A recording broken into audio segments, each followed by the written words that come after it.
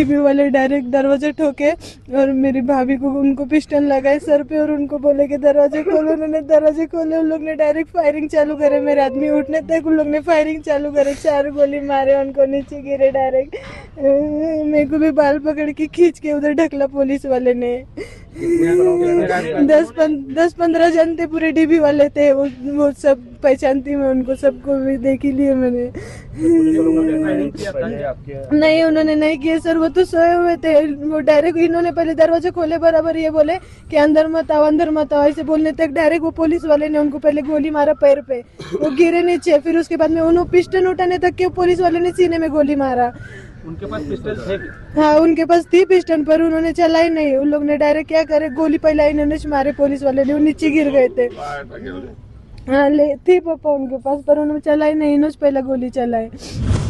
त्यामध्ये Kalepadal police station अंतर्गत 100/2025 हा गुन्हा दाखल होता। सदर अटेम्प्ट टू मर्डर ह्या गुन्ह्यामध्ये मुका सुद्धा कालांतराने लावण्यात आला होता। ह्या मुक्याच्या गुन्ह्यामध्ये एकूण 17 आरोपी आहेत आणि त्या 17 पैकी आम्ही आतापर्यंत 9 आरोपी हे अरेस्ट केलेले होते। 8 आरोपी अजूनही फरार होते। त्या आरोपींचा शोध घेत असतात त्यामधलाच एक आरोपी शाहरुख उर्फ हट्टी रहीम शेख याबद्दलची माहिती काल पुणे शाखेच्या अधिकाऱ्यांना मिळाली होती। त्या अनुषंगाने काल 1600 वाजताच्या सुमारास गुन्हे शाखेची एक टीम तिथून सोलापूरसाठी रवाना झाली आणि त्या टीमने तिथे वर्कआउट केला असता लांबोटी गावामध्ये एका ठिकाणी सदरचा आरोपी हा लपलेला आहे अशी माहिती मिळाली। त्या माहितीवर वर्कआउट करून जेव्हा त्या घरामध्ये आम्ही प्रवेश करण्याचा प्रयत्न केला तेव्हा आमच्या EPI कांबळे यांच्यावर सदर आरोपीने फायर केला आणि त्याच्या रिटॅलिएशन मध्ये EPI कांबळे यांनी फायर केल्यावर तो आरोपी जखमी झाला।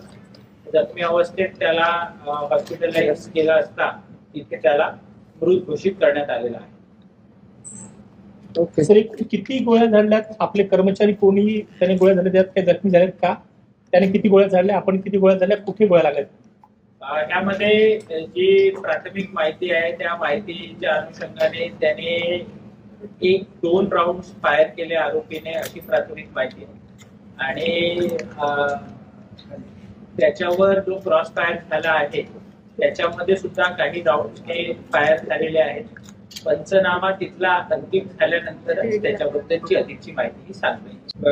त्या अनुषंगाने एक आम्ही अटेम्प्ट टू मर्डरचा गुन्हा हा नोंदवलेला आहे। त्यामध्ये हा मयत आरोपी शाहरुख आणि त्याची पत्नी ह्या दोघांवर हा गुन्हा नोंदवण्यात आला।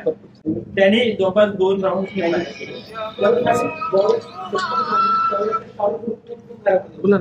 त्यामध्ये त्याच्या खोलीमध्ये शाहरुखची पत्नी आणि 3 लहान मुले त्याच्या नातेवाईकांचीही तिथे त्या खोलीमध्ये होती अशी प्राथमिक माहिती आहे। सर, त्याने काही त्या लहान मुलांना देखील ढाल बनवण्याचा प्रयत्न केला अशी देखील काही माहिती आहे? ऍज पर द FIR त्या लहान मुलांचा सुद्धा जीव धोक्यात आला होता आणि त्याच्यामुळे अशा प्रकारची निर्णायक कारवाई करण्यात आली। सर, याचा रेकॉर्ड काय? शाहरुखचा रेकॉर्ड काय? आपल्या सर्वांना मी त्याची माहिती सुद्धा देईन। शाहरुखवर आजतागायत 2011 पासून ते आजतागायत जवळपास 15 गंभीर स्वरूपाचे गुन्हे आहेत। 2021 मध्ये सुद्धा ह्यावर एक मोका लावण्यात आला होता आणि त्याच्यानंतर हा 2025 मध्ये 100/2025 ह्या गुन्ह्यामध्ये त्याच्यावर दुसऱ्यांदा मोकाची कारवाई करण्यात। महाराष्ट्रातील ताज्या बातम्यांसाठी बघत रहा टाइम्स टुडे TV। सोबतच शेअर करा, सबस्क्राईब करा आणि बेल आयकॉन प्रेस करा।